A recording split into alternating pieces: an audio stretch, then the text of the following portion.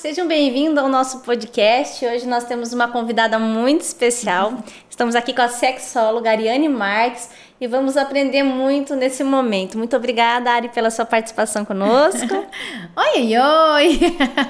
Eu que agradeço, que alegria estar aqui, que alegria poder compartilhar. E estar com você para mim também é muito importante, é muito especial. Você conquistou o meu coração. E eu espero poder compartilhar desse assunto, que é um assunto sério, né? Sexualidade à luz da Bíblia. Vamos lá, que eu sei que vai ser um papo muito inteligente e interessante. Verdade. Ari, você já tem compartilhado tantos tesouros conosco, né? E uma das coisas que você falou e que nos faz refletir, né? A gente aprende tem alguém que nos ensina a cozinhar, alguém que nos ensina a dirigir, mas quando se tange ao assunto sexualidade, muitas vezes a gente vê que muitos jovens, né, vão para um casamento sem instrução, ou então instruídos, né, de outra maneira, né, de uma maneira equivocada, através da pornografia. Então, assim, o quanto é importante, o quanto você vê a importância realmente de uma boa instrução na área da sexualidade, como isso pode contribuir para o desenvolvimento de um casamento saudável. Se puder falar um pouquinho. Amém. Assim, a OMS, Organização Mundial de Saúde, ela chega a afirmar que a saúde sexual, ela interfere até na saúde mental do indivíduo como um todo, né? Como um todo. E, biblicamente, a gente entende que quem criou o sexo foi o Senhor, né? Logo após ele tirar a Eva da costela, ele olhou e falou, nossa, isso é muito bom. Em seguida, ele diz, crescer e multiplicar e encher a terra, né? Não teria outra forma de crescer, multiplicar, sem sexo. Deus estava falando, vá fazer sexo. E nós entendemos que o sexo, ele tem poder. Onde eu falava com as mulheres, né? Sexo é derramamento de sangue, sexo é pacto, é troca de pedaços, né? E é tão sério isso que quando a gente olha para a questão bíblica, né, a junção de um homem e uma mulher, quando o homem tem lá a relação com a mulher, ele ejacula e aquele sangue é o sangue que gera vida. E foi o sangue que foi derramado também no momento em que Deus deu seu filho. Então, sangue derramado é pacto e o sexo é um pacto, é algo muito sério. Só que nós não somos ensinados a desfrutar. E é engraçado como às vezes no mundo ali, os ímpios, as pessoas que não têm instrução, às vezes a mulher adúltera, né, o homem viciado em pornografia, está desfrutando de uma sexualidade adoecida, deturpada, mas quando ele vem para Cristo, ele é curado, liberto, transformado, mas ele deixa de desfrutar. E por quê? Porque ele desfrutava errado, não com excelência, mas agora ele entende que aquilo é errado, é pecado. Então, como viver uma sexualidade saudável sem negociar princípios? Existe essa maneira? Existe, mas tem que ser ensinado. Alguém tem que falar, né? Sim. E aí Jesus vem com a graça dele e fala, vai lá. E eu falo, eu? E ele tem, né, de alguma maneira, pela graça dele, me usado para falar não só sobre as leis, as instruções, mas falar do desfrute dentro do casamento sem pecado, que é muito importante.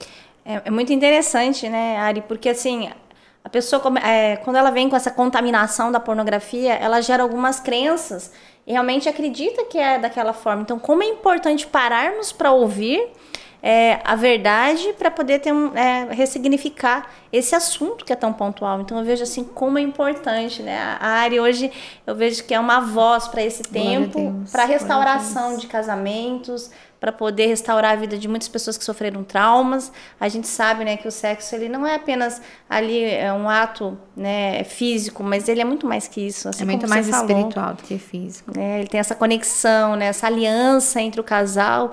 E como é importante estarmos bem emocionalmente também, né, Ari, para poder desfrutar de tudo isso. Muitas vezes, tanto um como o outro vem cheio de traumas, de experiências, né? E isso acaba sendo tantos bloqueios. A mala vem cheia, né? Cheia do que a gente viu os pais viver, ou às vezes não viu, nem ouviu, mas percebeu. A gente sente. Existe uma atmosfera dentro do nosso lar hoje e existia há 10, 15, 20 anos atrás. Seja uma atmosfera de adultério, de traição, de brigas, de agressão, de tristeza, ou uma atmosfera de alegria, de união, né? E aquilo, de alguma maneira, nos comunicou sobre amor, nos comunicou sobre sexo, nos comunicou sobre família, né? Deixou ali algumas marcas, alguns registros. Eu costumo dizer que todos nós temos na mente várias caixinhas, né? Então, aqui tem a caixinha, o cômodo, né? Eu falo que é uma casa. Então, o cômodo, a caixinha do meu relacionamento com Deus, do meu relacionamento com o dinheiro, mas tem o cômodo do sexo. E esse quarto do sexo, muitas vezes, foi decorado, construído sem a nossa permissão, sem o nosso consentimento, sem a nossa opção de escolha. Veio através de uma mãe que falou: seu pai é um nojento, fica se esfregando em mim. E a filha falou: ai, homem é nojento. Meu pai é nojento, então homem é nojento. Homem só quer isso. Aí, às vezes, tem um primeiro namoradinho e passa por uma frustração ali. E assim, a ausência de educação é muito sério. E aí entra a questão da pornografia, né? A gente sempre tem 2 extremos, né?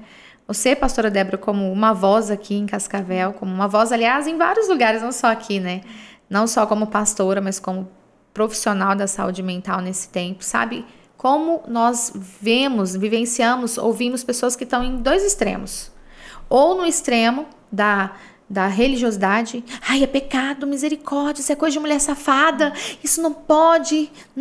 Ou aquele extremo de tudo é errado, tudo é pecado, o moralista. Ou no outro extremo, que é tudo pode, Deus fez para o casal, entre 4 paredes tudo pode. O outro extremo, onde a pornografia é o que aquece a relação, só que não aquece, tá, gente? Queima, detona. A gente pode até entrar nisso um pouquinho mais na frente. Então, esses extremos não habita Deus.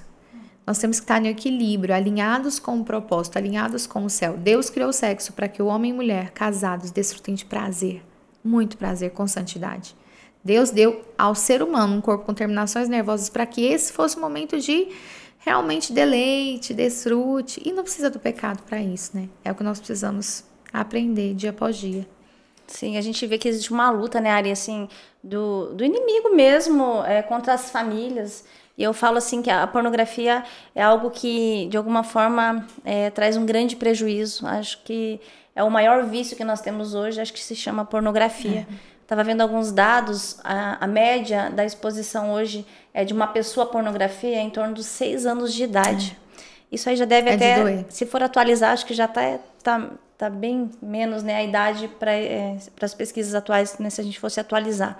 Então é algo muito grave. Hoje a gente vê as crianças, elas com acesso a tanta tecnologia, e elas estão sendo expostas. Isso constrói futuramente um adulto ali viciado em masturbação, com essa ideia do sexo totalmente deturpada. E aí a gente vai vendo, né, os malefícios. Se você puder, você escuta tantas mulheres, se você puder compartilhar um pouco, né, desse dano que a pornografia traz, dessa... Eu ouvi uma vez, achei muito interessante, que a pornografia, ela plastifica a relação sexual, porque os parceiros, eles acabam ali, né, o esposo, a esposa começam a se preocupar em ter uma performance, não em ter prazer. E isso acaba trazendo muito dano na relação. Então, se você puder falar um pouquinho, daquilo que você tem ouvido das mulheres, dos homens, é possível vencer esse vício, né? Se puder abordar um pouco isso, acredito que é muito importante. Amém. Eu até quero pedir, você que está vendo esse podcast, eu quero te pedir, você precisa encaminhar isso para outras pessoas. Compartilhe isso com outras pessoas, porque aqui estão sendo ditas verdades, né, que quebram maldições, verdades que libertam, verdades que abrem os olhos, que destravam a nossa mente para o melhor de Deus e principalmente para a purificação, para a limpeza. Primeiro, entender, né, que pornografia não aquece a relação. Eu quero que todos vocês que estejam nos ouvindo, né, entendam o quanto isso é sério. Um instituto americano de neurologia, eles estudaram por 7 anos a mente de alguns homens que consumiam pornografia, homens e mulheres, tá? Tinha 2 mulheres na pesquisa. Era ao todo 10 pessoas e 2 eram mulheres. E homens e mulheres que não consumiam nenhum tipo de pornografia. Durante aquele período de pesquisa, observou-se várias coisas. Diz a pesquisa que o consumo em pornografia diminui uma grande quantidade de massa cinzenta do lado esquerdo do cérebro, prejudicando a plasticidade neural. Gera burrice, fica burro. Sabe aquele homem que estava dirigindo bem e de repente ele começa a bater a roda do carro? Não é porque ele está envelhecendo, é porque ele está realmente sofrendo danos neurais. Isso gera danos na plasticidade dos neurônios. Isso é muito sério. As pesquisas também vão dizer várias coisas, como, por exemplo, mais um mal, né? O nosso comportamento, ele é espelhado. Então, inconscientemente, a gente tem ali no cérebro, claro, os neurônios espelhos. Então, a gente compara, não é maldade, é inerente do ser humano. Você compara o cabelo, a pele, você compara a roupa, você compara o ambiente. Quando um homem traz uma mulher para ver um videozinho, ou vice-versa, quando o casal tá ali, eles estão mostrando para o outro um outro tipo de genital, um outro tipo de movimento, um outro tipo de maneira, de gesto. Isso, além de gerar a sensação de que tá insaciado, sabe? Parece que faltou alguma coisa. Termina o sexo e o casal tá assim, faltou alguma coisa. Parece que faltou. Faltou porque o seu cérebro viu algo totalmente diferente do que você viveu. Então você tá com a sensação de inatingível, sabe, insaciável. Parece que não foi o que eu esperava. E o pior, a comparação te faz também passar a ver o outro como algo que não é o que você queria. Porque inconscientemente isso vai distorcendo. E há estudos que chegam a afirmar que pessoas que veem pornografia acabam desenvolvendo desejo sexual por pessoas do mesmo sexo. Então você é treinado a ver com naturalidade, porque a pornografia é assim, você começa a assistir, o ser humano começa a assistir um homem e uma mulher. Daqui a pouco não é o suficiente. Daí ele vai assistir 3, depois 5, depois com animal, depois com criança, depois... Eu fico pensando, aquele médico anestesista que fez aquilo, ele tirou aquilo de onde? Do desenho do Tio Patinhas da nossa época? Do Chaves? Não. Então, tem uma raiz, né? Tem uma raiz. E a raiz de destruição do ser humano hoje, infelizmente, é a falta de conhecimento para se libertar daquilo que te destrói. Eu ouvi uma vez do bispo J.B. Carvalho, aquilo que te domina é o seu senhor. Aquilo que te governa é o seu senhor. A pornografia, ela destrói a relação. Eu poderia ficar aqui só falando dos males, né? E por último, né? Eu vou citar o homem, porque pesquisas afirmam realmente que há mais homens viciados do que mulheres, mas isso serve para os dois. O estímulo da pornografia é um estímulo tão forte no cérebro que ele gera uma súbita de dopamina. Automaticamente é quase impossível um homem que tem possibilidade de ter ereção não ter uma ereção. Então, pastora, o homem tem ereção. O que ele vai fazer? Ele vai se masturbar. Então, ele vai ali no órgão genital dele, força, pressão e velocidade. Eu gosto de deixar isso claro e repetir, porque é didático. Nenhuma vagina vai ter a força de uma mão. Nenhum quadril vai ter uma velocidade de uma mão. E o homem está treinando o cérebro dele, o sistema genitoneural, rápido. Ejaculação precoce. O maior treinador para ejaculação precoce é a pornografia. Então, assim, são muitos males, né? Alimenta a indústria pornográfica, alimenta a indústria... Gente, é triste. É muito triste, né? Eu ia falar isso, né? É muito importante, né? Quem está nos ouvindo saber que isso... Eu falo assim que a pornografia, ela financia a pedofilia, né? Então, é algo muito grave. É algo realmente que a gente precisa parar para falar sobre isso. Acredito que a gente ter as nossas decisões muito claras. Você abordou ontem, né, sobre a média das... a gente é a média das 5 pessoas que nós convivemos. Então, se às vezes as amizades que você tem te apresentam isso, né, a gente tem que ter esse posicionamento para preservar realmente a nossa família, a pureza, né, a bênção e o prazer verdadeiro do nosso casamento. Então, às vezes vai ter que cortar alguns relacionamentos, vai ter que... deixar de seguir algumas pessoas, bloquear, sair de alguns grupos. Eu costumo dizer, com muito carinho para os homens, né, você não precisa provar para nenhum amigo que você é macho, ficando em algum grupo do WhatsApp. Você precisa provar para sua mulher que você é macho, para os seus filhos que você é um homem íntegro, que tem hombridade, sabe? Tem homens que ficam em grupos para provar que é homem, que mulher não manda nele. Sai disso, né? E assim, uma coisa muito importante, eu acho da gente falar, né? O que é melhor? Um seios, um cheiro, uma cintura, o cabelo ou uma mão, uma tela de celular? É muito triste como as pessoas deixam de viver algo esplêndido, delicioso, que Deus criou, para viver algo que nitidamente não tem Deus, não tem presença de Deus ali. Eu tive programa em rádio, eu tive programa em TV e tive em rádio. Eu tive um período na TV Gênesis, depois passei por 2 rádios e eu tive um programa numa rádio em Brasília chamada Fé FM. E eu entrevistei uma ex-atriz pornô. E na época era Facebook, não tinha Instagram ainda. E ela pediu, e a gente fazia live pelo Facebook. Ela pediu para colocar uma máscara porque hoje ela é uma pastora, uma mulher de Deus, mas ela não queria ser vista pelo julgamento. E ela contou várias coisas. Entre as coisas que ela contou, pastora, ela contou que no set de gravação, eles obrigavam ela a colocar um líquido com uma seringa dentro do canal vaginal e depois de algumas horas gravando, tá bom? Porque assim, não é aquele vídeo assim, leva horas, né? Depois de um tempo, eles davam um sinal e ela tinha que contrair o músculo pubococcígeo para simbolizar que ela estava ejaculando. Só que mulher não ejacula. Mulher não produz líquido seminal, mulher não tem bolsa escrotal. Só que a pornografia treinou o homem para acreditar que a mulher ejacula, né? Inventou até o squirt de uma maneira para ficar bonitinho, né? E aí o que acontece? Tem maridos que pensam que a mulher nunca teve um orgasmo. Vai exigir dessa mulher algo que ela nunca vai poder entregar. Nunca, porque Ela não tem, ele Sim. casou com uma mulher. Ela não Ele tem casou com alguém de consistência. verdade, De né? verdade. Então, assim, a pornografia é tão mentirosa que ela vai criando isso. Uma ilusão, né? É uma Um mundo ilusão. de ilusão, uma utopia, né?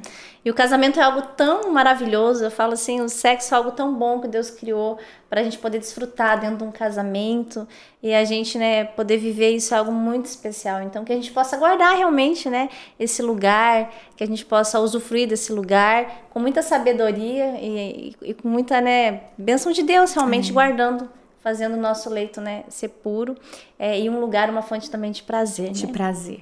Isso, prazer. Senão a gente fica também só, né, com essa visão, né, da pureza, que é fato, mas também é uma fonte de prazer, onde você se deleita com o seu esposo. Fala um pouquinho para nós aqui, Ari, sobre isso, né, o que a mulher pode fazer, né, pode deixar algumas dicas aí para as mulheres.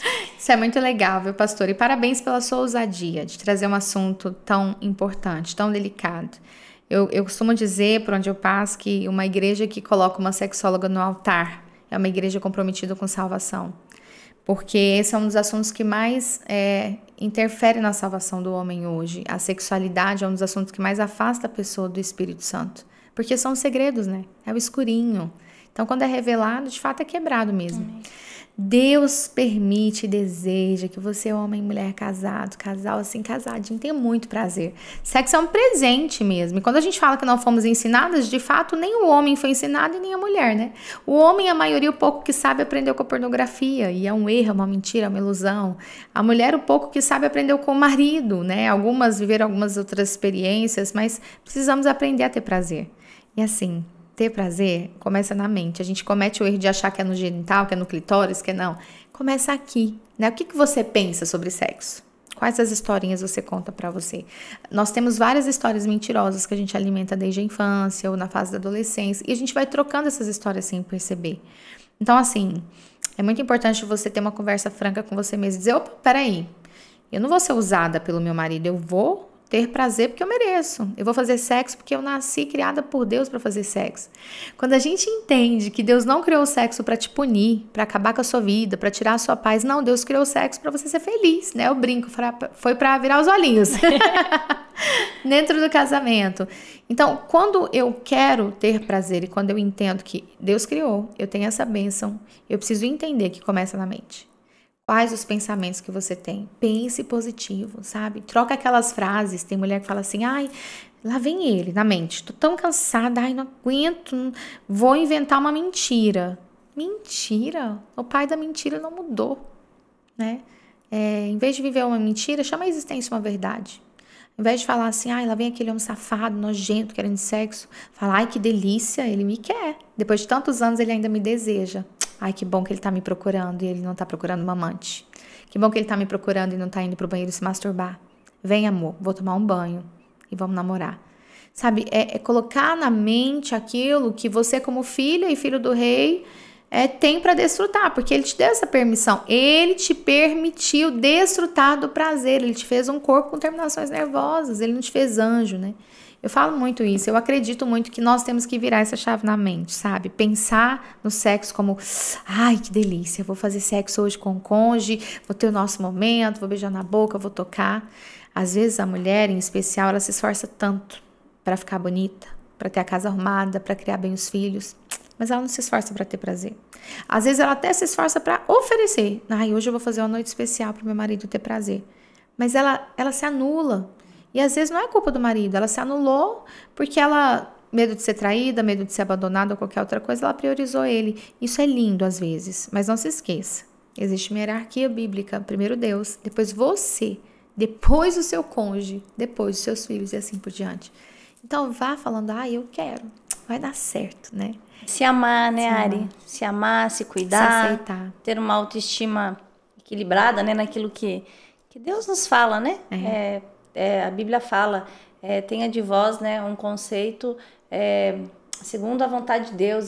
O versículo ele fala assim que a gente, resumindo, não deve se achar demais, né? Não deve ser soberbo, mas também não se achar uma pessoa inferior, né? Então, o quanto é necessário a gente se conhecer, saber quem somos filhas do rei, né? Merecemos sim sermos amadas, cuidadas, no casamento desfrutar do prazer, né? E buscar isso no casamento, né? Como é importante, né? Buscar formas diferentes, né? Tudo dentro de equilíbrio, mas por que não, né? Usar de um gel, de um lubrificante. Muito importante, muito importante. E assim, só antes de falar de como aquecer isso, né? E ter mais prazer, falando da mente ainda, pastora, você falou algo e veio algo no meu coração. Cuidar das emoções. Porque algumas mulheres, elas passaram por traumas, homens também, né? Abusos sexuais, traições, abandono, tão profundos que não tem autoestima. E se eu não tenho autoestima, dificilmente eu vou ter segurança. Eu me lembro de um caso muito específico. Eu atendi um casal uma vez, que a mulher veio dizendo que não gostava de sexo. Foi depois de uma palestra, eu deixei o contato. Quando eu atendia em ambiente clínico, atendia online esse casal. E aí ela falou, olha, eu não gosto de sexo. Só que ali na anamnese, né, a gente foi indo e ela compartilhou que o marido ejaculava muito rápido. E aí eu convenci com muito carinho essa mulher, usei de algumas estratégias dela trazer o marido para o atendimento. Aí ela, no próximo não, mas vamos tentando, vamos. Então eu fui numa caminhada com ela, acho que foi no 3º ou 4º atendimento, ela trouxe o marido. Quando deu certo, ligou a câmera, eu fiquei muito feliz. Quando abriu, né, eles entraram. E aí comecei a conversar e de repente aquele marido, ele se abriu. E a mulher, com 16 anos de casada, não sabia. Mas aquele homem que sofria de ejaculação precoce, desde que casou, tinha uma raiz emocional de ejaculação precoce. E era uma traição de um relacionamento que ele teve antes do casamento. Então, aquele homem, por 16 anos, ele foi inseguro sexualmente. Ele era um homem meio... eu me lembro de um termo muito ruim. Meu marido é um banana. Mas assim, aquele homem não era um banana, mas aquele homem tinha uma ferida. E aquela ferida que parecia ser tão boba, ele, não, mas não é isso. Eu lembro dele falar isso, não é isso, não, acho que são outras coisas, né? Mas aí, com muita insistência, com muito carinho, conduzi eles para um atendimento. Como a minha área é sexologia clínica, eu conduzi para uma psicóloga. E eles começaram atendimentos individuais. E, de repente, foi muito lindo, assim, o processo, que depois de um tempo, eles sumiram, a gente terminou, a minha parte terminou, eles continuaram. E eu recebo uma mensagem dela dizendo, Ari, a gente percebeu que ele não tem mais ejaculação precoce. Ela falou, não me lembro como foi, quando foi. E aí, conversando com ela, a gente entendeu que ele não foi um paciente que precisou de medicação, não foi um paciente que tinha uma questão física, era completamente emocional. É a importância de buscar ajuda. É importante nós falarmos sobre isso, né? Para quem está ouvindo, às vezes você está sofrendo sozinha, né? Busque ajuda. Temos profissionais, busque a terapia. Se você tem um discipulador na sua igreja, né? Compartilhe, peça auxílio, mas você pode abrir o seu coração, falar, né, das suas dores, das suas feridas, mas também é muito importante, até no contexto de igreja, a gente entender que tem profissionais que vão saber manejar isso, que vão poder te ajudar a te conduzir a um caminho de restauração nessa área. Porque muitas vezes ainda tem muito preconceito, né? Aquela coisa que terapia é pra louco, né? Psicólogo é pra doido, isso não existe. Eu gosto muito de diferenciar as coisas. Nós somos corpo, alma e espírito. Nós temos que ter 3 mentores nessa área. O nosso mentor maior é o Espírito Santo sempre. Por isso oramos, lemos a Bíblia, jejuamos, temos intimidade com ele. Mas na Terra a gente precisa de 3 mentores, né? Então, um mentor espiritual, sua pastora, seu líder, alguém que você vai contar tudo, que você vai se abrir. Um mentor a gente fala da alma, né, da psique, das emoções. Então, um psicólogo, um psicanalista, alguém que seja realmente, que tenha formação na área, alguém que estudou a área e que tenha os mesmos princípios que você. Ari, mas eu vou falar da minha vida inteira para 2 pessoas? Claro que vai, você fala para um monte de gente, você fala para amiga, para o vizinho. E às vezes nem percebe o que tá falando, né? E fala até o que não deveria, recebe conselho errado, fala para as pessoas certas. Fala para as pessoas certas, que faz muita diferença. E o terceiro é da saúde física, né? Um médico, um personal trainer, alguém que te ajude a ter saúde física.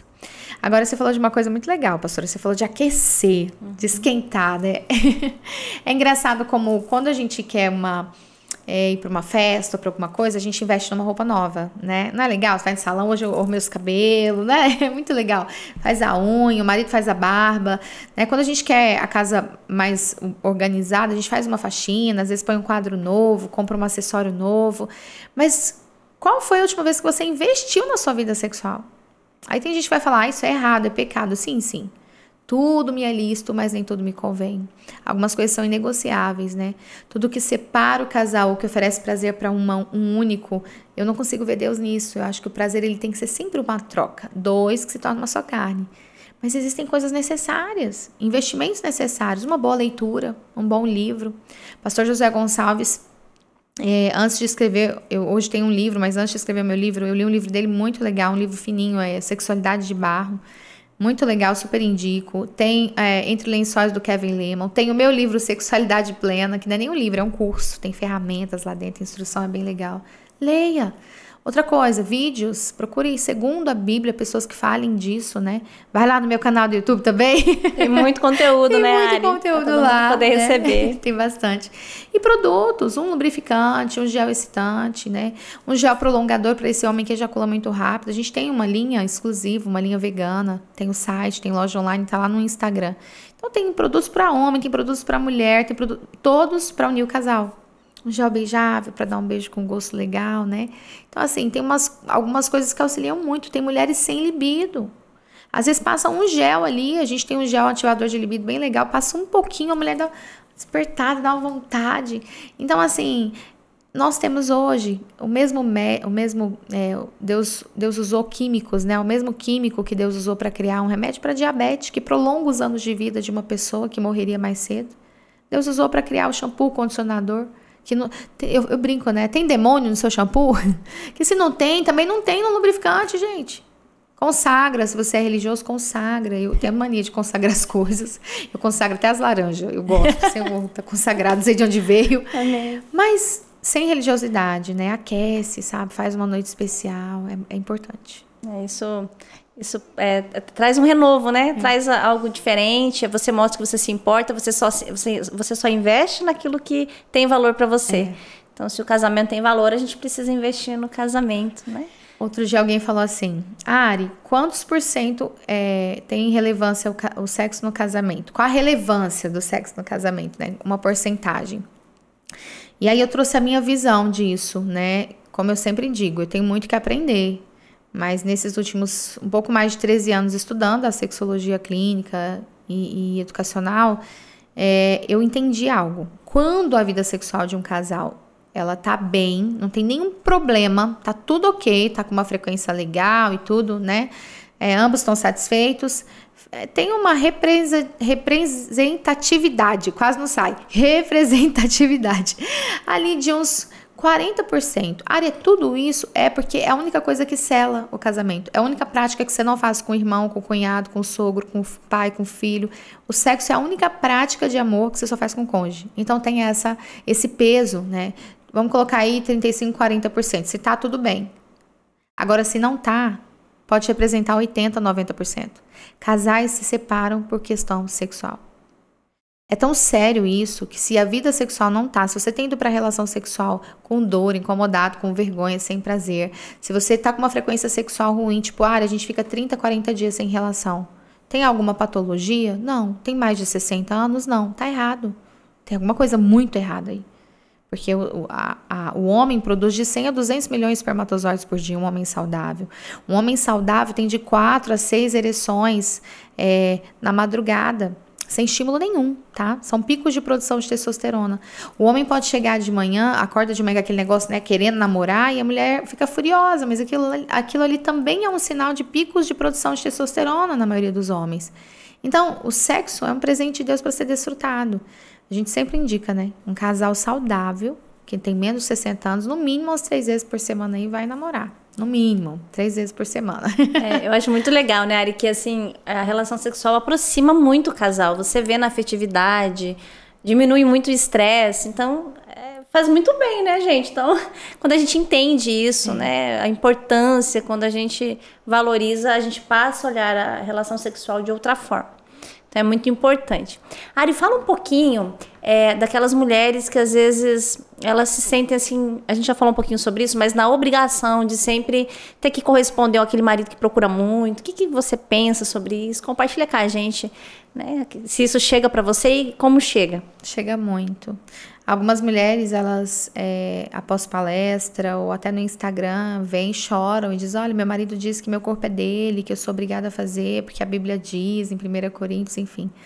E, infelizmente, alguns homens chegam a usar a Bíblia para manter relação sexual com as suas esposas. Só que o sexo, ele, por imposição, ele é considerado um tipo de abuso emocional, abuso físico. O sexo, ele é algo para ser conquistado, para ser despertado, não para ser imposto, não para colocar contra a parede. E a mulher não é obrigada a fazer sexo com o marido, sabe? Eu não quero... eu sei que a Bíblia vai dizer assim, o seu corpo é dele, o dele é seu, e vocês não podem se manter longe sexualmente, a não ser por mútuo acordo e por pouco tempo, né? Isso é o que a Bíblia diz. Mas a gente tem que entender uma coisa com muito carinho. Não é que você é obrigada, eu não gosto disso. Porque tudo que é obrigado gera peso. Mas é que eu tenho uma responsabilidade sexual. Porque quando eu caso, pastora, tem ali uma responsabilidade financeira. Se eu não pagar a conta de água, energia, internet, aluguel, prestação da casa, vai dar ruim, porque casou tem uma responsabilidade financeira, não é papai e mamãe que paga mais. Pelo menos não deveria ser, né? Mas quando você casa, você também assume uma responsabilidade sexual. Então, a partir do momento que você fala, eu só faço sexo quando eu quero, meu marido já entende. Tá errado, isso é menininha mimada. Procura ajuda médica, não é só quando você quer. Tem uma pessoa ali do outro lado que é sexual, que é criada por Deus para ter desejo sexual. Então, não é que é para ser obrigada, a mulher não é obrigada, mas a mulher e o homem. Porque tem homens, pastora, que tem ejaculação precoce, disfunção erétil, não procura ajuda, tem vergonha e não faz. E aí a mulher tem que ficar mendigando sexo, ou a mulher tem que ficar implorando para ir ao médico. Não o homem. Vergonhoso não é ir ao médico. Vergonhoso é você ter uma dor dessa, uma disfunção e não procurar ajuda. Vergonhoso é a mulher ter que chorar, orar e dormir porque o marido não procura um médico. Você não é o primeiro nem vai ser o último, procure um médico. Mas procure ajuda. E a forma, né, Ari, como essa mulher vai comunicar isso pro esposo? Porque normalmente, quando a gente vai atender alguém, a gente vê que já está num nível tão grande de desgaste, que aí se torna tudo muito de uma forma muito de acusação, muito pesado. Então, eu acredito que isso tudo tem que ser envolvido com carinho, com empatia.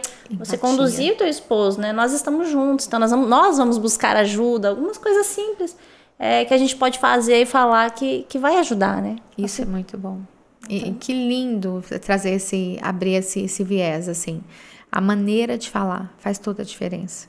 Eu falo que quando uma mulher pega o homem vendo pornografia, ela tem duas opções. Ela tem a opção de empurrar ele pra vala e jogar a terra em cima e falar, e aí, diabo? Ele é nojento, ele é sem vergonha, ele não presta.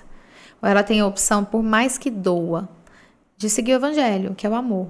Então, isso me feriu, eu me senti decepcionada. Mas eu tô com você, vamos nos livrar disso? Vamos colocar isso para fora, vamos procurar ajuda, vamos expulsar isso da nossa vida. E assim é a disfunção, e assim é a doença. Quando a mulher vira pro marido e fala, não, fala para ele, fala, isso é como se fosse uma doença. E se eu tivesse doente, você iria cuidar de mim? Ia comigo no médico? Então eu vou com você. Nós estamos juntos, vamos no médico. Vários homens já passaram por isso, nós vamos vencer mais essa guerra. E vice-versa, né? Porque alguns homens reclamam que a mulher não tem libido. Pega a mão da sua mulher, começa descartando questões orgânicas. Então, pega na mão dela e fala, vamos no médico, amor? Vamos dois, no endocrinologista, ver os hormônios, fazer exames, porque tem solução. Agora, falar que a mulher é obrigada é um peso, mas falar que tem uma responsabilidade sexual é real. É diferente, né? É diferente. Tem leveza, né? Ari, eu queria compartilhar contigo, né, sobre algumas coisas que a gente escuta, sobre as crianças no quarto dos pais. Eu sei que é algo meio polêmico, né? Mas, né, o que você visualiza? A gente aconteceu de atender pessoas que relataram muitos traumas de estarem presentes no quarto dos pais, né, ter lembranças, de visualizar os pais tendo relação, de ouvir, né, situações. Então, com toda a sua experiência, qual é o tempo ideal dessa criança ficar nesse quarto? A gente sabe também que o bebezinho, nos primeiros dias, né, demanda de cuidado, essa mãe precisa estar mais perto, mas qual é o tempo que essa mãe precisa realmente manter essa criança no quarto, para que seja algo saudável e qual o malefício também disso permanecer muito tempo. A gente vê camas compartilhadas hoje, né? Esse tempo eu estava vendo uma reportagem, uma cama imensa, né, compartilhada. Nossa, é algo que está ficando comum. E é adoecedor. É adoecedor. Olha, assim, eu vou dizer com muito carinho a minha opinião. Mais uma vez, né? Eu tenho muito que aprender. Mas a criança, o bebê, ele não vem para unir os pais. Disseram isso, né? Vem para unir. Não, em nome de Jesus, mas se a gente for para uma questão física, se a gente falar de hormônios, se a gente falar de estilo de vida, se a gente falar de comunhão familiar, o bebê, ele separa os pais fisicamente. Yari, tá repreendido. Amém, eu também repreendo, em nome de Jesus. Mas aquela mãe, ela tá com o instinto materno explodindo, ela tem um aumento de prolactina, a testosterona dela vai pro chão. Ela já não dorme a noite inteira e ela tem dificuldade de aceitar a mudança da mama, a mudança do umbigo, a mudança da cor do genital. E ela não consegue mais reconhecer o corpo dela e tá tudo bem, porque ela tá vivendo o maior e mais intenso amor que alguém pode sentir nessa terra. É inexplicável. Mas, ao mesmo tempo, tem do outro lado um homem que não teve nenhuma mudança hormonal, que acorda com ereção e que deseja sexo e que tá amando a experiência de ser pai, mas que ele tem um negócio que acorda ele dizendo, ei, macho, tô aqui. Né? Então, assim, são muitas mudanças, mas ali tem uma terceira pessoa, que é um bebê, que precisa totalmente dos dois. Mas que, ao mesmo tempo, tem ali, além da fragilidade e necessidade, tem ali também o reconhecimento do mundo iniciando. Então, ele sente frio, sente calor, né? Sente a fome, sente às vezes uma cólica. Então, tem o choro, tem a fralda, tem aquilo incomodando, é um plástico, é o barulho que não existia daquela intensidade. Então, são dores emocionais, são mudanças emocionais. Então, assim, o que eu penso com muito carinho? Primeiro, entendam claramente que vai haver uma mudança muito grande e que esses pais têm que ter muito cuidado para não perder o contato físico. E o contato físico não é sexo. É bochecha com bochecha, olho no olho, aquele abraço apertado de pelo menos 40 segundos. É tocar na mão do outro. Porque eles ficam com muito contato físico com o bebê e às vezes se distanciam sem perceber, é silencioso. Entre outras coisas que a gente percebe quando atende em ambiente clínico. Essa é uma primeira coisa. Uma segunda questão, tirar o bebê do quarto. A ideia é que o bebê nunca durma na cama. Não existe o bebê dormir na cama. O bebê tem que dormir no berço. Pode colocar do lado da cama. Mas você tem que colocar a criança no espaço dela. Mas estava dentro de mim, não está mais. E agora ela tem que ter o espaço dela. Mas e quando tirar do quarto? Tá, o bebê está ali no berço do lado... Eu, particularmente, acho que a partir de 6 meses a criança pode dormir no quarto do lado, se tem essa opção. Não existe, nem com 30 dias, nem com 40 dias, que é no pós-parto, quando alguns médicos liberam para relação sexual. Não existe ter relação sexual no mesmo ambiente que uma criança. Mas só tem 2 meses. Não existe. Isso é errado, não é saudável. Existe uma atmosfera quando um homem e uma mulher têm relação sexual. É liberado algumas toxinas. Nem toxinas, é liberado algumas... os neurotransmissores, eles geram uma mudança muito súbita. Então, você vai liberar ali um suor diferente, cheiro diferente, fluidos diferentes, fora a atmosfera espiritual que fica. Então, não é saudável. Mas a gente não tem tempo. Eu entendo. Qual que é a dica? Deixa o bebê no berço, coloca de lado, deu mamar, colocou para rotar. É aquele tempo que tem. Amor, corre. Vamos pro sofá. Vamos pro outro quarto. Vamos colocar o colchão no chão. Mudar o ambiente, né? Vamos tomar um banho juntos. Faz algo, mas não onde a criança está. E aí, assim, uma dica bem, bem importante. Comece a criar regras a partir do entendimento da criança. Eu criei algumas regras, foi táticas que Deus me deu mesmo, assim. E uma delas era o seguinte, conforme eles foram crescendo, né? Um dia eu fui chamando de acordo com as idades. Quando a gente estiver no quarto, de porta trancada, e tiver música no quarto, só bate na porta se tiver alguém sangrando. Se não tiver ninguém machucado, não bate. Porque pode ser que a gente esteja namorando. E é legal a criança entender e ir entendendo que papai e mamãe namoram. Não é para ficar trocando carícias sexuais, mas é importante a criança ver o papai dar um beijinho na mamãe. Papai fazer um carinho. Papai e mamãe entrou e trancou a porta do quarto. O que eles estão fazendo? Namorando. Porque inconscientemente você está construindo na mente do seu filho que isso é bom. Sabe? Sai do quarto sorrindo. O que você estava fazendo? Namorando. Até porque, né, a criança, a visão de namoro não é a visão que a gente vai ter. Então, tá tudo bem pra criança, né? Tá vendo que o namoro é tá junto, é tá pertinho, né? Então, às vezes, a gente também tem que ter o cuidado de não querer também explicar para as crianças sobre sexualidade quando não é o tempo. Exato, né? Então, exato. E aí entra uma coisa que eu acho que é legal falar, né? Muitos pais beijam o filho na boca. E eu quero dizer algo com muito carinho. Quem beija na boca é adulto. É casado, beijo na boca é coisa de adulto, não é coisa de criança.